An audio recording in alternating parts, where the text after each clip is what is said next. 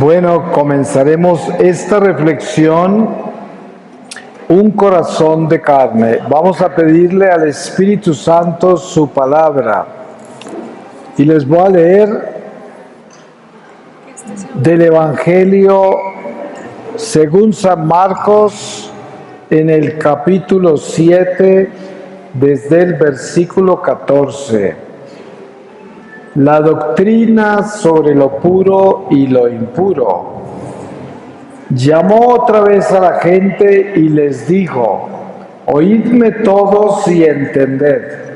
Nada hay fuera del hombre que entrando en él pueda contaminarle, sino lo que sale del hombre. Eso es lo que contamina al hombre. Quien tenga oídos para oír, que oiga. Y cuando apartándose de la gente entró en casa, sus discípulos le preguntaban sobre la parábola. Él les dijo: ¿con que también vosotros estáis sin inteligencia? ¿No comprendéis que todo lo que de fuera entra en el hombre no puede contaminarle? Pues no entra en su corazón, sino en el vientre, y va a parar al excusado. Así declaraba puros todos los alimentos y decía: lo que sale del hombre, eso es lo que contamina al hombre, porque de dentro del corazón de los hombres salen las intenciones malas, fornicaciones, robos, asesinatos, adulterios, avaricias, maldades, fraude, libertinaje, envidia, injuria, insolencia, insensatez. Todas estas perversidades salen de dentro y contaminan al hombre. Palabra de Dios. Pues nosotros siempre escuchamos que se nos habla de un corazón blando, un corazón de carne. Sabemos que tenemos un corazón de carne, pero es que este corazón del que estamos hablando es del alma, el corazón donde debe habitar el Espíritu Santo. Por eso, para ablandar ese corazón espiritual, que es donde habita Dios en el hombre, necesitamos estar conscientes de lo tanto que tenemos que abrirle esas puertas de corazón a Dios. Y para podérselas abrir, tenemos que morir a muchas cosas propias, como por ejemplo, todos nuestros apegos, nuestros vicios, todo lo que edifica al hombre en sí mismo, su egoísmo, su vanidad, su autosuficiencia. A todo eso tenemos que morir para que Dios pueda crecer en nosotros. Esta es una tarea, como decía el Padre en la homilía de hoy, es una tarea que tenemos que vivir en una lucha diaria para estar creciendo en ella. Una lucha en la cual nosotros tomamos decisiones permanentemente de cambiar las cosas malas que se nos ocurren, que llegan a nuestros pensamientos, sentimientos, pasiones, intenciones, deseos, y cambiarlas por el bien. Entonces, nosotros sabemos que esto exige disciplina. Por eso la Iglesia, muy sabiamente, porque la Iglesia es santa, nos da las estaciones litúrgicas, como la Cuaresma. La Cuaresma es un espacio espiritual que la Iglesia escoge de 40 días para que nosotros tengamos la oportunidad de renovarnos, de arrepentirnos, de renovar nuestra amistad con Dios y también de revisar nuestro corazón. Cuando revisamos el corazón lo ablandamos, porque cuando usted se mira con sinceridad, con honestidad, el corazón, y se da cuenta que se ha endurecido con el egoísmo, con la vanidad, con los apegos a este mundo, los apegos a las personas, los apegos a sus caprichos, tantas cosas que nos hacen muy humanos y muy poco espirituales, muy carnales y poco espirituales. Por eso San Pablo enseña que la carne tiende hacia el pecado y el espíritu hacia Dios. Por eso tenemos que estar siempre vigilantes para asegurarnos que no nos dejamos dominar de nuestra carne solamente, porque ella nos tumba. Ustedes saben que la carne quiere comodidad, quiere consuelo, quiere estar siempre contemplada, quiere estar siempre recibiendo. Le cuesta dar, le cuesta sacrificarse. Vivimos en un mundo de comodidades y de ambiciones y deseos desordenados. Usted va a una farmacia y la pastilla más popular de la farmacia, que ni siquiera necesita fórmula médica, son las pastillas para el dolor. De esas hay tantas que ni siquiera sabe uno cuál escoger, porque son muchas. ¿Y por qué? Porque nadie quiere dolor. La gente se toma pastillas para el dolor, hasta para un dolor de uña, ¿no? Lo que sea, hasta el pelo les duele, ¿no? Porque es una sociedad muy débil, una sociedad que no resiste el sufrimiento, ni el sacrificio, ni la penitencia, mucho menos la mortificación. Nada de eso, hay que huirle a todo eso, que quiere decir huirle a la cruz, es lo que es. Y por eso estas sociedades se van volviendo cada vez más perniciosas, más viciosas, más perezosas, y todos esos pecados capitales empiezan a anidar en el corazón del hombre, porque es un corazón de piedra, por eso. Pero si nosotros tenemos conciencia espiritual y nos damos cuenta de la responsabilidad tan grande que tenemos de convertirnos en personas de Dios, entonces nuestro corazón se va ablandando. ¿Cuándo se da cuenta uno que su corazón se está ablandando? Cuando uno tiene compasión por los demás, cuando tiene paciencia, tolerancia, caridad, cuando uno tiene oídos para el otro, cuando tiene la capacidad de escuchar a otro. Y en esa forma se da uno cuenta que el corazón se le está ablandando, porque le duele el mal del otro, el dolor, el sufrimiento del otro, las dificultades del otro le duelen a uno. Uno comienza a preocuparse no solamente por los seres queridos que de por sí siempre le duelen a uno comúnmente, pero también se preocupa del prójimo, hasta de la gente que no conoce. Ustedes saben que este mundo en que vivimos hoy nos puede hacer muy insensibles al dolor ajeno. Usted puede prender las noticias en televisión y mirar desastres en toda parte del mundo, y usted apaga el televisor y a dormir, ni siquiera una oración para ningún desastre que vio. ¿Por qué? Porque el dolor humano se convierte en un video, ya no es real, porque en ese video parece como una fantasía, pero esa gente que usted vio en las noticias existe.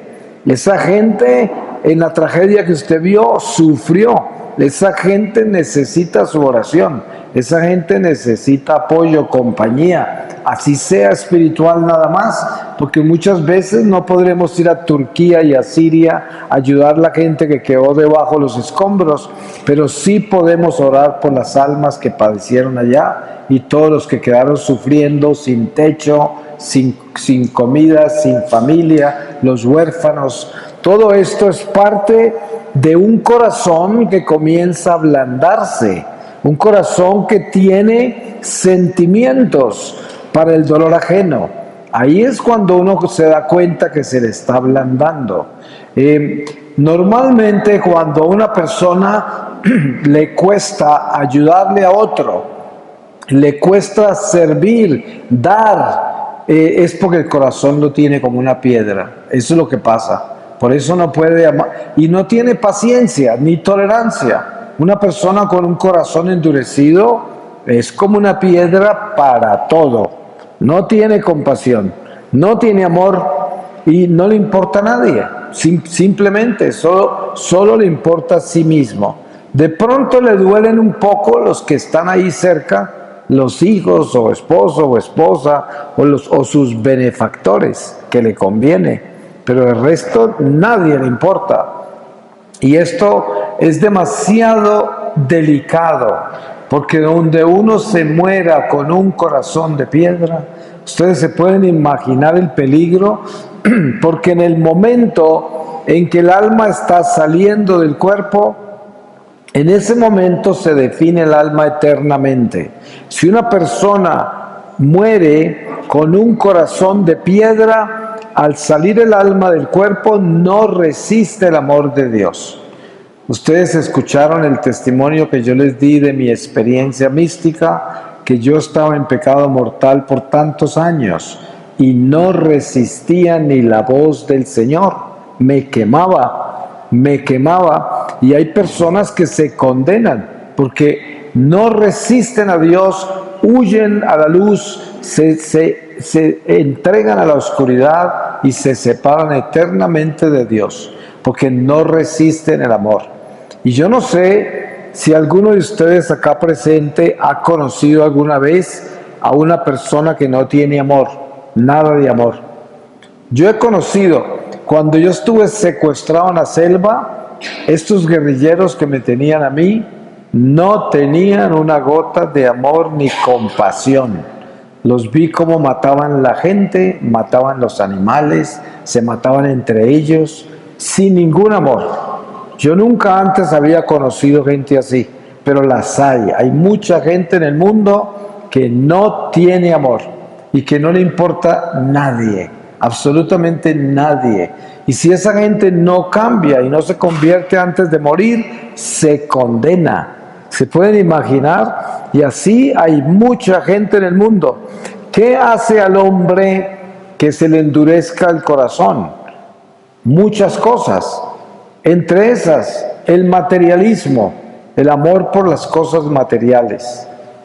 El relativismo, que es creer que todo es relativo. O sea, uno puede estar en gracia de Dios, pero si no está en gracia, pues Dios le perdona.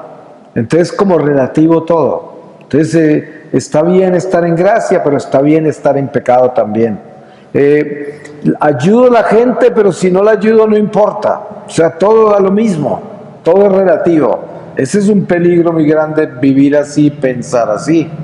Lo otro es el consumismo. El consumismo también nos endurece el corazón, que es el deseo desordenado por las cosas materiales. La gula con la comida, que es el culto al vientre. Cuando nosotros comemos para vivir y no vivimos para comer, estamos bien, porque uno debe comer para vivir, pero no puede vivir para comer, ¿no? Cuando uno vive para comer, ya le está haciendo culto al vientre, y mucha gente hace eso. El vientre se convierte en un dios falso a quien alimentan, y están complaciendo todo el tiempo, y viven para comer. Entonces, hay muchas cosas en el mundo que nos convierten no solamente en idólatras, pero también nos dan un corazón de piedra.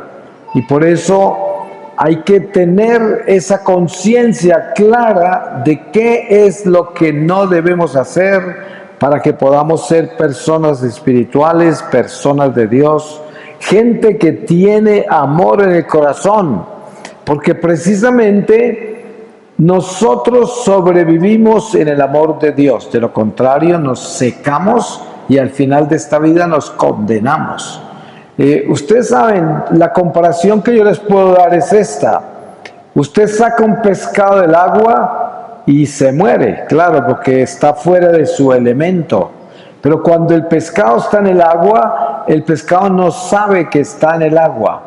Solamente se da cuenta que está en el agua cuando usted lo saca del agua, porque le hace falta la vida, el agua donde vive. Así somos nosotros. Si estamos en el agua, el Espíritu Santo, estamos en Dios, tenemos vida en Dios, que es el amor de Dios. Si estamos en pecado, estamos igual que un pescado afuera del agua. Estamos en una muerte espiritual, porque parece que estuviéramos vivos, pero no, porque al final de esta vida, después de que este cuerpo se muere, el alma cae al abismo porque no tiene salud espiritual, porque está muerta. Y esto es algo de mucho cuidado, porque siempre escuchamos en todos los sermones en la iglesia, los sacerdotes se ocupan de concientizarnos con los misterios de nuestra fe. Y mucho se escucha sobre el corazón, mucho. Y poco se pone atención a qué quiere decir el corazón, qué significa eso y de qué está hecho ese corazón.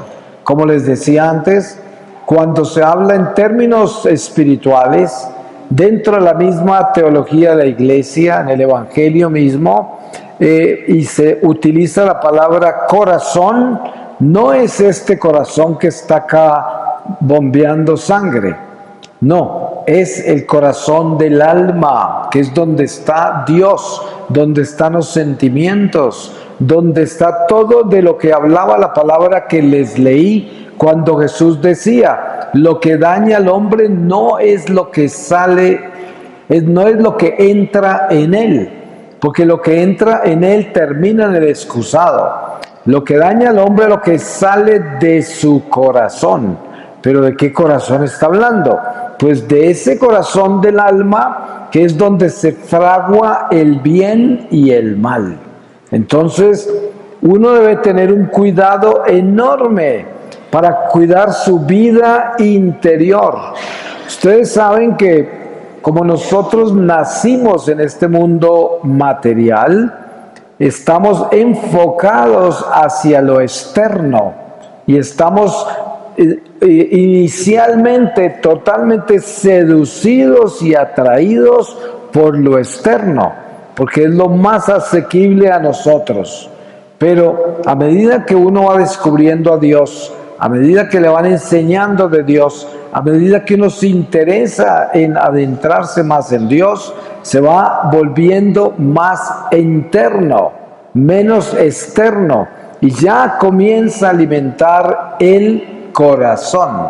Y por lo tanto, cuando uno empieza a tener conciencia de su interior, donde están los pensamientos, sentimientos, pasiones, intenciones, ideas, cuando uno se mete ahí y empieza a organizar eso, el corazón comienza a acercarse a Dios y a convertirse en un corazón de Dios. Eso es lo que se llama un corazón de carne, que es un corazón que siente, que palpita y siente no solamente el dolor propio, sino también el ajeno. Y en ese momento tiene uno vida, porque entonces el Espíritu de Dios está en uno. Y qué importante que es estar seguro de que en el corazón de uno vive Dios, está el Espíritu Santo. Por eso cuando hablamos del temor de Dios, se habla de un corazón que está vivo y despierto en Dios, que tiene temor de ofender a Dios, porque lo ama. El esposo bueno tiene temor de ofender a su esposa, de hacerle daño a sus hijos, tiene ese temor. O sea, ese es un buen temor, porque no es miedo, sino temor. Temor tiene que ver con el amor, eso es lo que tiene que ver. Entonces, para que nuestro corazón verdaderamente se ablande, necesitamos tener un verdadero, sincero temor de Dios. Así, todo lo que hacemos está enfocado en servir y glorificar a Dios en todo. Y esto es el principio de una relación personal e íntima con Dios, cuando yo ya camino con Él todo el tiempo. A veces escuchamos que los santos dicen que nosotros debemos estar siempre en oración. Y mucha gente dice, pero ¿cómo se pone uno a estar siempre en oración? Termina agotado de tanto rezar. Pero es que eso no es lo que quiere decir estar siempre en oración. Estar siempre en oración es estar siempre fiel a Dios todo el tiempo. Eso es estar en oración todo el tiempo. Cuando yo estoy preocupado de no pensar mal, de no sentir mal, de no desear mal, de no actuar mal, en esa forma estoy en Dios. Estoy en el agua del Espíritu Santo, estoy en la vida, estoy respirando el oxígeno de Dios, estoy en el espíritu del amor de Dios, porque todo lo que hago, siento, pienso, deseo, está en Dios, porque no quiero ofenderlo, porque tengo ese temor vivo en mi corazón. Y en esa forma el corazón está palpitando con ese sentimiento noble de amar a Dios y no ofenderlo.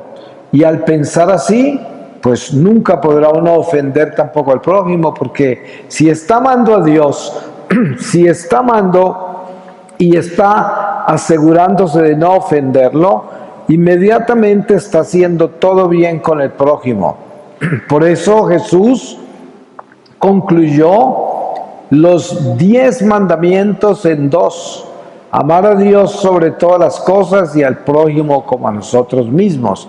Porque el primer mandamiento, que es amar a Dios sobre todas las cosas, reúne los cimientos de la ley de Dios. Pero el segundo que Jesús nos dio, si nosotros amamos al prójimo, entonces no robamos, no matamos, no fornicamos, no mentimos, porque no le hacemos daño al prójimo. Para robar, usted tiene que robarle al prójimo. ¿A quién más le va a robar? Para matar, tiene que matar a otra persona. Y mire usted todos los pecados que van dirigidos al prójimo, todos. Entonces, si uno ama al prójimo porque ama a Dios primero sobre todas las cosas, entonces vive en orden. Vive en orden, y en esa forma es como Dios quiere que vivamos nuestra vida. En orden, en un orden espiritual. Dios es un Dios de orden. Como dicen, las brujas existen las maldiciones, existe la hechicería, todo eso existe, pero ¿para quién? Para aquellos que no están en obediencia a Dios. Por ejemplo, un marido infiel que se consigue un amante, ese amante ya tiene poder sobre él y le puede hacer brujería, y la brujería le entra porque el hombre está en adulterio. ¿Usted no ha visto que hay hombres que terminan hechizados por una mujer y se los llevan? ¿Por qué? Porque pecaron, porque están en adulterio. Pero nadie puede quitarle a otra mujer el marido si el marido no está en pecado. No le entra ninguna brujería, no le entra ningún mal. Y a ninguno de nosotros nos entra ningún mal. Es más, el Evangelio dice que ni el veneno nos entra cuando nosotros somos fieles a Dios. Y esto es lo que uno debe tener claro. Vivir en el amor de Dios es obedecerle a Dios. Como dice San Juan el Evangelista, el que dice que ama a Dios, pero no cumple con sus mandamientos, es un mentiroso. Y esto tenemos que tenerlo muy claro. Miren ustedes que sin el ánimo de juzgar a nadie, pero con el ánimo de tener claridad de lo que estamos hablando, ustedes saben que a veces se encuentra uno gente en la iglesia que es muy puntual en la iglesia y muy activa en la iglesia, pero vive en pecado mortal y cree que está bien. Por mucho que usted les diga, como que no reaccionan, como que no despiertan, como que creen que están bien, simplemente porque vienen a la iglesia. Pero yo le aseguro, es nuestra responsabilidad siempre ayudar a esos hermanos que están en pecado y creen que están bien, y ayudarles a abrir los ojos, exhortarlos con caridad y recordarles que de la única manera que uno está bien con Dios es si está en gracia, si le obedece. Porque ¿qué se gana usted con venir a la iglesia? Inclusive ayudar a la iglesia si usted vive en pecado mortal. Usted, si se muere así, se puede condenar aunque hubiera estado en iglesia portándose como un santo, pero no como amigo de Dios. Entonces, necesitamos tener la amistad con Dios muy clara. Es la única forma en que usted puede sentir que su corazón es de carne y que siente el dolor del pecado, siente el amor por todos, siente el respeto a Dios, siente la gratitud. Miren que una de las señales más claras de un corazón que ya es de carne es la gratitud. Cuando uno abre los ojos al despertar, la primera intención que sale del corazón es: gracias, Señor, por un nuevo día, por la vida, por todo lo que provees, Señor. Incluso en medio de las dificultades, glorifica a Dios. Esa es la gratitud. Un corazón de piedra jamás podrá ser grato. Una persona que tiene un corazón endurecido despierta y no se acuerda que la vida es un don, no se acuerda que Dios le dio ese nuevo día, no se acuerda de nadie que le ayude, nadie que lo apoye, porque no le importa, porque cree que todo se lo merece, o no le importa dar gracias de nada, porque es desagradecido. El desagradecido tiene el corazón endurecido, simplemente. Pero un corazón de carne es naturalmente grato, siempre. Y ustedes saben lo linda que es esa virtud de la gratitud.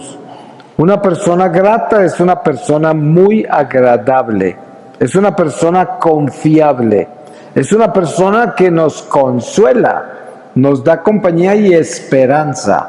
Porque cuando uno ve seres humanos así, le dan como esperanza en la vida, lo apoyan, le alegran la vida.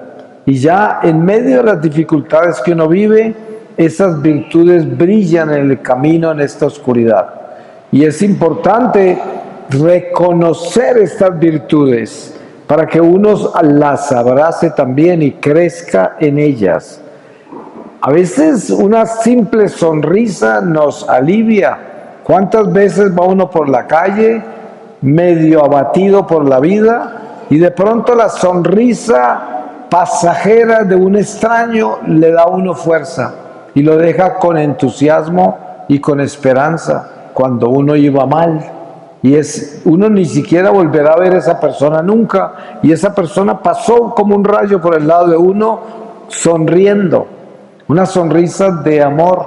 ¿Por qué? Porque el amor de Dios es extraordinario y a veces Dios nos sonríe en los labios del prójimo y el prójimo ni se dio cuenta que sonrió para nosotros, porque fue Dios el que sonrió en el prójimo para que yo me aliviara, me entusiasmara, me levantara. Y esto es la forma en que Dios camina entre nosotros.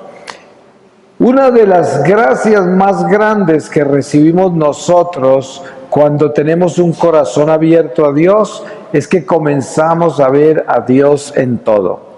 Nos damos cuenta cómo es de detallista el Señor. El Señor es el divino amante. Él nunca nos abandona, siempre sabe lo que nos sucede y siempre sabe cómo actuar para consolarnos, para apoyarnos, para defendernos, para animarnos, para inspirarnos. Todo eso hace el Señor para aliviarnos tantas cosas. Es Dios. Pero qué lindo que es descubrirlo y darse cuenta uno que Dios actúa a través de toda su creación. Él actúa a través de un pajarito, del viento, de las ramas del árbol, de la sonrisa del niño, de los consejos de un anciano. Él actúa en todas las formas, siempre está presente. Y es muy lindo aprender a descubrirlo. Muy lindo eso. Yo le doy a la gente testimonios de muchas señales que yo he descubierto de Dios en mi vida personal. Les voy a dar una, por ejemplo. En una oportunidad venía yo de Australia y tenía que hacer escala en la capital de Nueva Zelanda, en Auckland, y aterricé en ese aeropuerto muy temprano en la mañana, 5 de la mañana, algo así. No había forma de comprar un café en la única cafetería que estaba abierta porque las máquinas no me daban dinero, las máquinas del banco, y en la cafetería no me recibía otro dinero que el dinero de ellos. Entonces no pude comprar el café, el lugar estaba lleno de gente, todos sentados, no había sino una mesa desocupada con 2 sillas. Y yo me fui para allá y me senté. De pronto vi todo esto ocurrió inmediatamente. Vi una señora que venía con una bandeja buscando dónde sentarse y el único sitio que había era el mío. Y yo la invité a que se sentara. La señora se sentó y cuando se sentó me miró y dijo: ¿y usted no toma nada? Yo le dije: es que no tengo cómo pagar, no reciben tarjeta y no tengo dinero de acá. Dice: no se preocupe, yo le traigo qué tomar. Y me preguntó y se fue y me trajo el café, y todo eso sucedió en un instante. Y yo sentí en mi corazón y supe y estaba absolutamente seguro que el Señor me dio ese café. Yo estaba seguro de eso. Y esto es algo que muy comúnmente la gente no observaría y que se los daría de aludido de que así fue y esa señora muy generosa. No, el Señor es el que mueve los corazones y por eso siempre debemos poner atención a todo, para que glorifiquemos a Dios y nos demos cuenta cómo Él nos consuela, nos acompaña, camina con nosotros. No necesariamente los problemas que tenemos en esta vida los resuelve el Señor como queremos nosotros o cuando queremos, porque muchas veces las circunstancias de la vida son propias para nuestra purificación, nuestra santificación, son parte de un moldearnos para la vida eterna, porque Dios es el divino alfarero que va moldeando esta vida nuestra para que podamos entrar a su reino. Entonces, pero cuando no hay solución a las situaciones difíciles de nuestra vida, el Señor con más fuerza nos acompaña para fortalecernos en la prueba, para que no perdamos la fe, para que aceptemos la cruz, para que entendamos que todo es pasajero. Como dice el refrán, no hay mal que dure 100 años, ni cuerpo que lo resista. Y es verdad, porque la vida es temporal, esta vida es pasajera, todo va a pasar. Y uno tiene que estar consciente de tener paciencia, porque no todo se va a solucionar como nosotros queremos.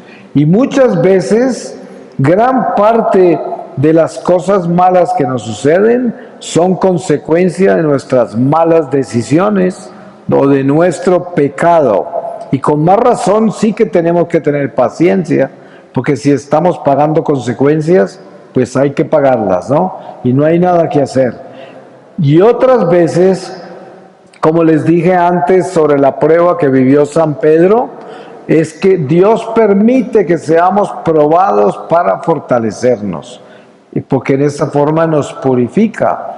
Y ustedes saben que a propósito de la Cuaresma y la necesidad de hacer una buena confesión, ustedes saben que cuando uno se confiesa, apenas es el principio de la reconciliación, porque necesitamos enmendar los pecados confesados, necesitamos reparar. Ustedes saben que si una persona no repara durante esta vida los pecados perdonados, los tiene que purificar en el purgatorio. Y por eso debemos estar conscientes siempre de que la confesión es el principio de la reconciliación, pero ahí no termina. Yo tengo que irme a reparar. Y el acto de reparación más grande que hay de los pecados perdonados es asegurarnos que no caigamos voluntariamente en los pecados que confesamos.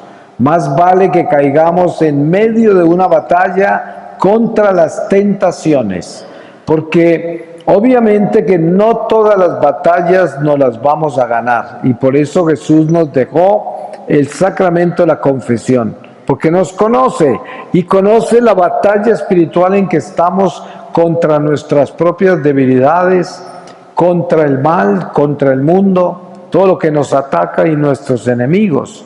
Pero al mismo tiempo sabemos que cuando uno tiene una recta intención de cambiar, de volverse mejor persona, de acercarse más a Dios, entonces con más razón tiene fortaleza para vencer las tentaciones, porque uno no quiere estar a toda hora cayendo y a toda hora buscando cómo vivir los placeres de este mundo sin importarle a Dios, sin importar el temor de Dios.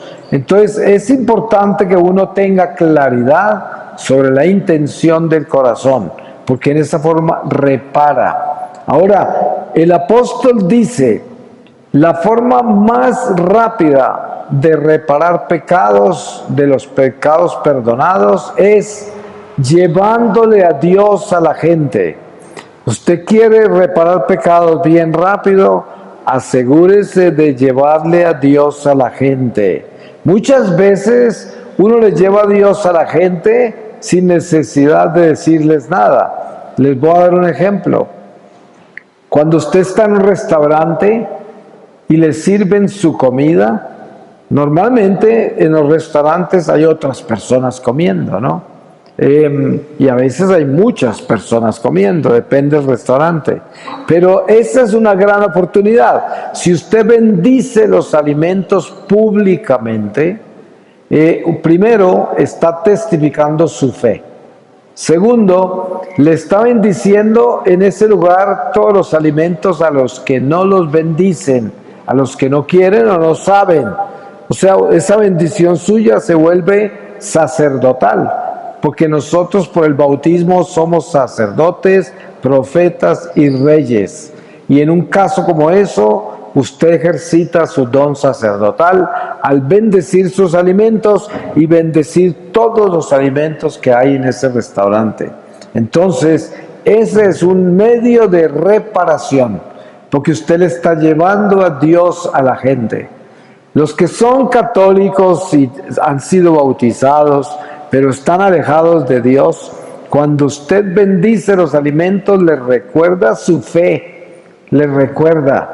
Y eso los toca adentro del alma, aunque no lo admitan, pero los está tocando.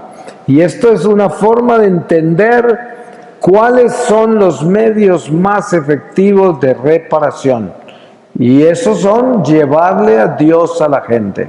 Es como una persona desconsolada por alguna situación de la vida y uno viene a consolarla. Y las palabras de consuelo deben estar en Dios, trayéndole a Dios a ese desconsuelo, de ese corazón desesperado. Y si uno trae a Dios y esta persona se alivia y se consuela y descansa, pues ahí usted entró en un estado inmenso de reparación. Y esto es lo que debe uno tener claro de cómo caminar uno con la reconciliación. Y a medida que va haciendo uno eso, va reparando más pecados y evita purgatorio. Y por eso es tan importante también el don de la limosna, el don de ayudar las misiones, el don de ayudar la iglesia en todo sentido. Eso también repara, porque está uno procurando que la palabra de Dios continúe propagándose. ¿Qué sucede cuando usted ayuda a su sacerdote, a su parroquia? Está fortaleciendo la palabra de Dios. Eso es lo que está haciendo. Está cuidando la palabra de Dios para que sea compartida a todos. Y eso pasa con el misionero y eso pasa con todas las personas en la iglesia que se encargan de llevar a Dios a todas partes. Porque en esa forma usted se hace partícipe de esa misión. Y esto es lo que lleva al alma a reparar. Y además, Entre más se concientice usted del bien que puede hacer, más bien hace, más bueno se vuelve. Porque hay personas que preguntan, miren, yo le digo a la gente cuando hacemos retiros como este, les digo, lo más importante que podemos llegar nosotros a hacer es convencernos que lo más importante de nuestra vida es santificarnos. No hay nada más importante, porque solo los santos entran al cielo. Y por esa razón, si entendemos eso, ya entendimos todo. Es lo único que estamos haciendo acá. La lección más importante para aprender es nuestra santificación. Eso debe estar muy claro en nuestro corazón. Estos retiros son muy buenos y nos concientizan, pero de nada sirven si nosotros no entendemos que estos retiros son para santificarnos, para sacar las dudas de nuestra cabeza, ablandar nuestro corazón, darnos más apertura hacia las cosas de Dios y darnos también más apertura hacia el amor al prójimo. Y esto es el motivo por el cual la Iglesia constantemente se está renovando por medio de las tradiciones litúrgicas, por medio de la oración y los sacramentos. Y ahí debemos tener el corazón sembrado en nosotros, un corazón que busca mejorar, un corazón que busca cambiar. Usted puede hacer un ejercicio espiritual importante en este momento, y es mirar hacia atrás un año. Piense usted en febrero del año pasado y piense, ¿será que yo en este febrero, un año después, soy mejor persona que hace un año? Si usted es sincero en eso, pues puede tener una iluminación de su conciencia. Usted puede darse cuenta que de pronto está estancado y usted es el mismo de hace un año y no ha cambiado en nada. Tiene los mismos caprichos, los mismos defectos, no ha mejorado nada, su corazón sigue endurecido y usted no se ha preocupado por cambiar nada. Pero ha estado activo en la iglesia, se ha metido en esto, se ha metido en aquello, hasta ha hecho peregrinaciones, hasta limosna ha dado, ayuda aquí, ayuda allá, pero su corazón nada que ha cambiado. Entonces, cuando uno descubre que está así, ese es un momento demasiado importante para despertarse y darse cuenta que no se puede quedar así. Es más, el tiempo que no es nuestro, solo le pertenece a Dios. El tiempo testificará en presencia del Señor a nuestro favor o contra nosotros. Porque todo el tiempo que vivamos sin el amor de Dios es un vacío de amor que nos cobra ante el tribunal del Señor, que se convierte en purgatorio. Todo vacío de amor es potencialmente purgatorial. Por eso hay que pedirle a Dios cada que despertamos que nos dé la gracia de caminar con amor. Yo despierto y le digo al Señor, Señor, no permitas que dé un solo paso sin amor. Prefiero quedarme en este lecho y no moverme, porque caminar sin amor es caminar sin vida, es caminar sin Dios. Y es muy peligroso porque ese tiempo vacío de amor testifica contra nosotros. Miren que hay algo muy importante de entender.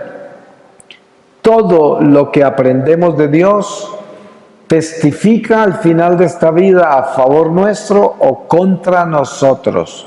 Porque si usted está muy ávido de escuchar cosas de Dios, de aprender cosas de Dios, de estar de retiro en retiro, de taller en taller, pero no practica nada de eso, eso es un peligro porque todas las enseñanzas van a estar contra usted.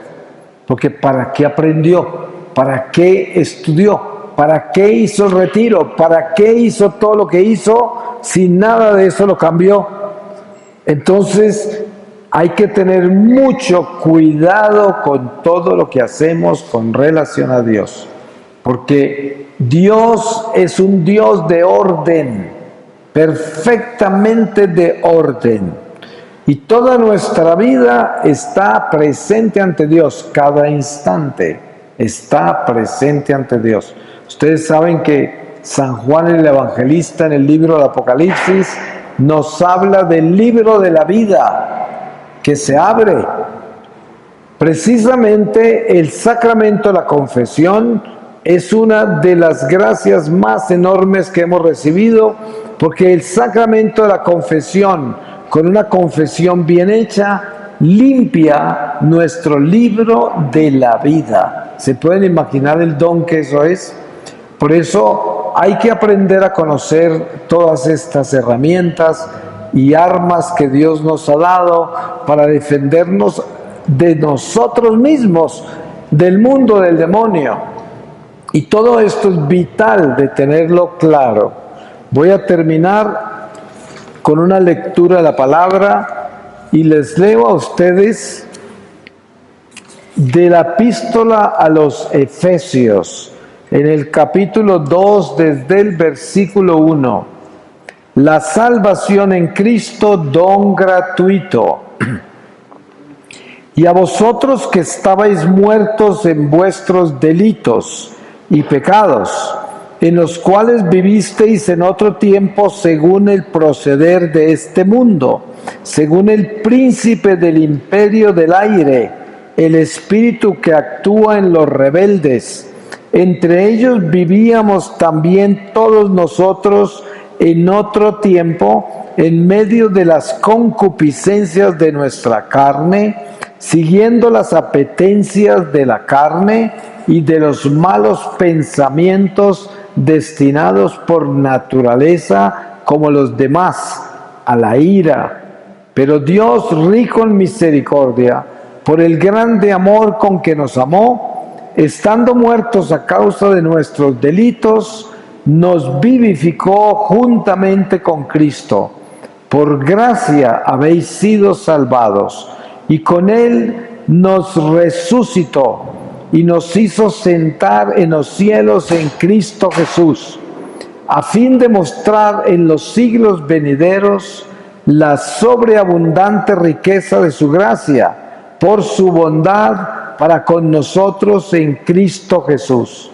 Pues habéis sido salvados por la gracia mediante la fe. Y esto no viene de vosotros, sino que es un don de Dios. Tampoco viene de las obras, para que nadie se gloríe. En efecto, hechura suya somos, creados en Cristo Jesús, en orden a las buenas obras que de antemano dispuso Dios que practicáramos. Palabra de Dios.